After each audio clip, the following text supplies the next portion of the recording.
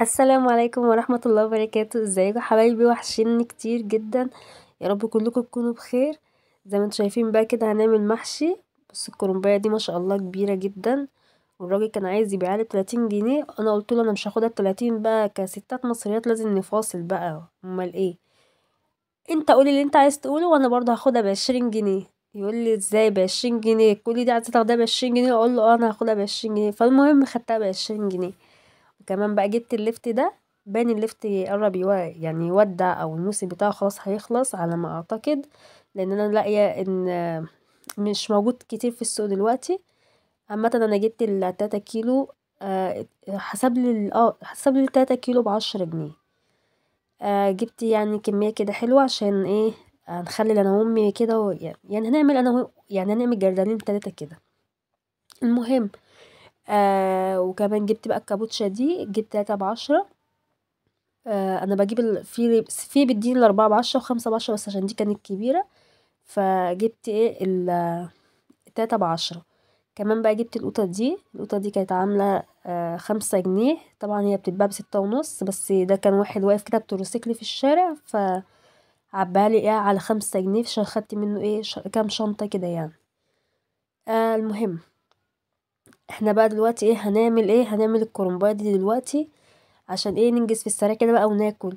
تعالوا بقى انا هوريكم هنعمل ايه دلوقتي. المهم، بص كمان بقى جبت الخيار ده عامل 8 جنيه، جبت كيلو وربع ب10. وكمان جبت الفلفل ده. انا مش فاكره سعره ايه الصراحه يعني، عشان كانت اختي هي اللي حاسبت عليه مش انا. بس على ما اعتقد باين 5 6، يعني في الحدود دي.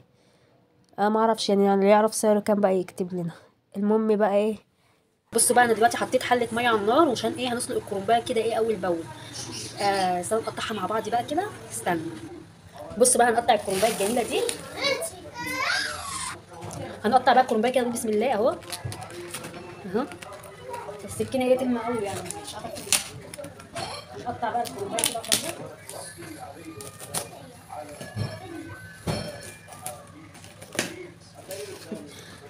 ربنا بقى يسهل بقى اهي، ادي اول ورقه الحمد لله. اول ورقه عملتها اهي. قطع بقى الباقي كده.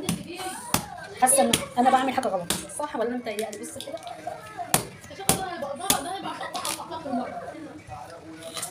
مين بقى بيحب البتاعه دي؟ انا بحبها قوي، جميله مسكره.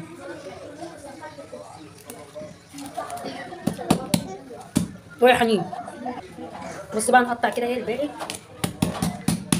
بس كده شكلها كلمه باين انا. الحمد لله تاني ورقه اهي، الحمد لله.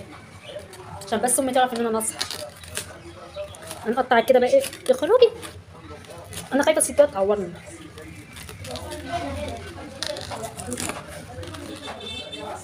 بجد بجد بالصوت عورت يا ايدي. مين بقى بيحب الحته دي؟ اللي بيحب الحته دي بقى يقول لي في التعليقات. انا ما كنتش بستنى امي تعمل الكرنبايه مخصوص عشان خاطر اكلها دي. الله. عايزه اقول لكم مسكره جدا. خدي يا حنين. بص العيال جايه تاخدها مني تتهلم بالف انا والشفا بقى. بص غيرت بقى السكينه كده، عشان التانية عورتني وعايزه تتسن. يا لهوي بوظت الكرنبايه، دمي هتموتني. بصوا بنفككها كده اهو اهو. جميله جميله.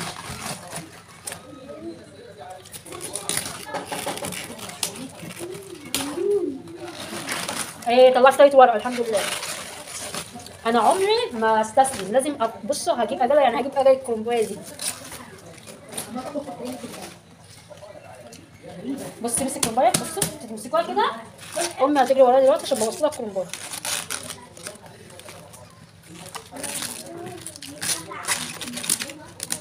الله.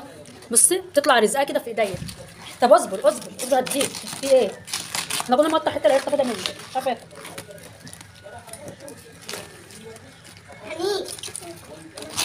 اسوأ مرحله بالنسبه لي ان انا اقطع كرنبايه. يا مسهل يا رب. اهو ماشي.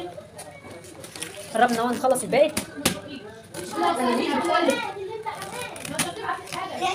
بس بقى بالعافيه وصلت للمرحله دي. مش عارفه بقى امي هتعمل ايه لما تشوف المرحله دي. انا حاسه ان انا دمرت لها الكرومبايه. قولوا لي ايه رايكم في اللي انا بعمله في الكرومبايه ده، صح ولا غلط يا جماعه؟ احلى بقى حاجه تاكليها، احلى طبق محشي تاكليه في الساعه ده. وجبنا بقى كمان كوسه هصورها لكم. هاتي يا بنتي الكوسه دي، هاتي الكوسه، هاتي. بصوا جبت الكوسه دي اهي، قورناها اهي. بصوا بنقورها اهي. ادانا كيلو ب 10 جنيه. بالمره بقى بما اننا قاعدين كده هنقطع بقى ايه اللفت كمان كده اهو. نقطع اللفت كده واحنا قاعدين عشان نخلص ايه وكده، يعني نغسله وننضفه كده اول باول. فين السكينه بقى؟ لا بصوا بقى ايه، هنضف اللفت ده اهو. ننضف اللفت كده ماشي. ونقطع بقى دي كده، هنقطع دي كده، نقطعها اهي. هنشيل بس ورقه الشجر دي كده، نقطع دي كده اهي اهو. عايزه تسيبيها كده ماشي، عايزه تعمليها كده كده اهو، مفيش مشكله خالص اهو ماشي. هنقطع بقى اللي كان نفسيها. قطعي يلا يا سلمى انت كمان، قطعي. دخلي شويه سمنه كده عليه كده.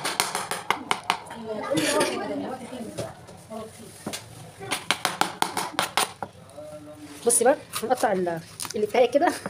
بالك يوم انا شفت حد بيقطع اللفت ده مدور. قطعوا لي كده. لا ماشي. امي تقولي مش حلو، مش عايزاه كده.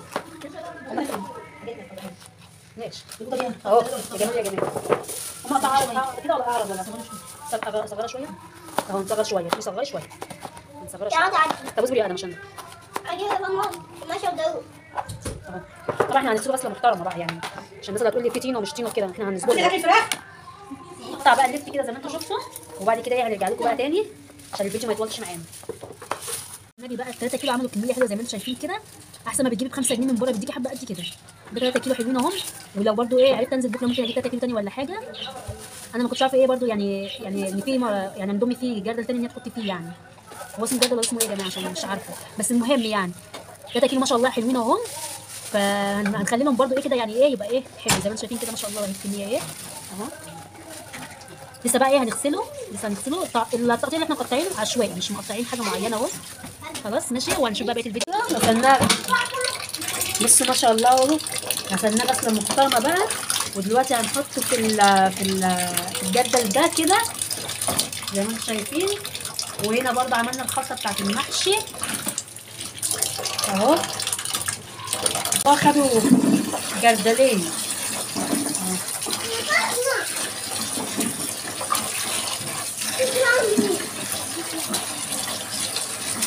اهو ما شاء الله. بصوا وهنا بقى قطعنا الخضره بتاعت المحشي اهي جهزناها. خدي هما دول كمان بقى. الكوسه اللي انا بقول لكم عليها هنا نضفناها من جوه لسه هتتغسل. جبنا الكيلو ايه ب 10 جنيه اهي. قورناها كده ونضفناها لسه ايه هنغسلها بقى. دلوقتي بقى حطينا ملح على اللفت. وانت حطيتوا ميه؟ لسه ما حطيتش ميه. نحط سنه شطه كده بسيطه.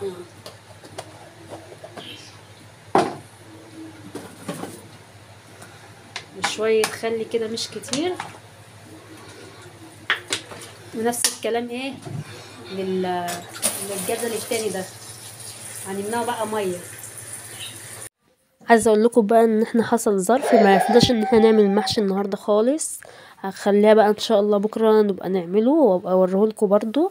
دلوقتي بقى احنا بعتنا جبنا كده ديليفري من بره كده حاجه بسيطه. جبنا نص فرخه ونص كفته وربع طرب. عايزه اقول لكم ان الاسعار بقت وحشه جدا. يعني الفرخه بقت ب160 جنيه، والكفته بقى النص كيلو ب85، والطرب بقى ب30 جنيه. وكمان في الاخر كمان الطرب طلع طعمه مش حلو خالص خالص. وطبعا زي ما انتم شايفين كده بقى ايه جاي معاه علبتين الطحينه وكيسين السلطه دول. بس الاسعار بقت بصراحه وحشه زياده عن اللازم. فاهمين انتوا طبعا. بصوا اهو الاكل اهو. هسيبكم بقى تتفرجوا ايه مع الفيديو كده معانا.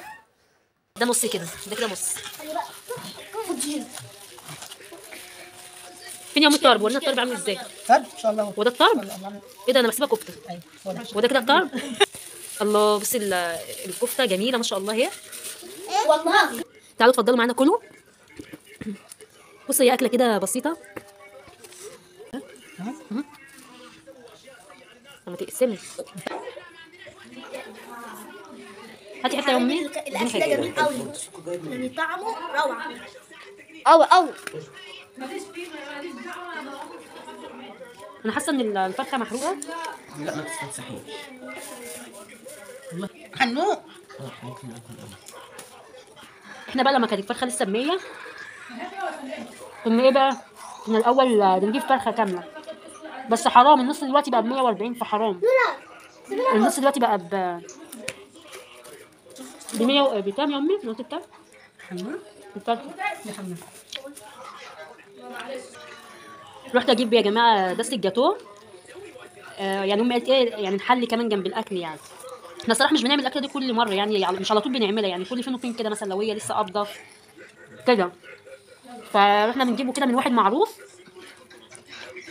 المهم بقى لقينا ايه ان النص بقى عامل 85 جنيه. ما رضيتش اجيب الصراحه اللي استغليتها جامد، فجبت من واحد تاني يعني ايه اسعاره شويه عامله، بس الصراحه مش زي يعني هتلاقي الجاتوه والحاجات دي مش زي ايه التاني زي اللي هو اللي اسمه مكرم ده. هو الاكل قرب يخلص خليه زين.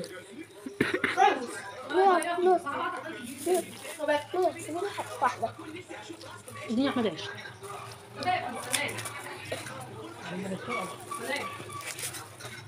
مين بقى بيحب يحط البقدونس كده على الفراخ وهو بياكل؟ خد يا ادم. الحاجه اللي نفسي الصراحه يا جماعه اكلها فسيخ، نفسي اكل فسيخ بس بسأل على سعره لقيته غالي جدا. عايزه اقول لكم والله ان الاكل ده كان بسيط جدا يعني ده كان عشان كده، بس كان سبحان الله ربنا مبارك فيه لان اللمه الحلوه دي بتكون جميله جدا يعني. يا رب يديم علينا نعمه ويديم على امه الاسلام محمد صلى الله عليه وسلم. ربنا يحبب الناس في بعض يا رب العالمين. ويعني في رمضان كده الناس كلها تبقى ملمومه بالمنظر الحلو ده كده كله ياكل مع بعضه. وما تنسونوش بلايك وتشتركوا في القناه والسلام عليكم.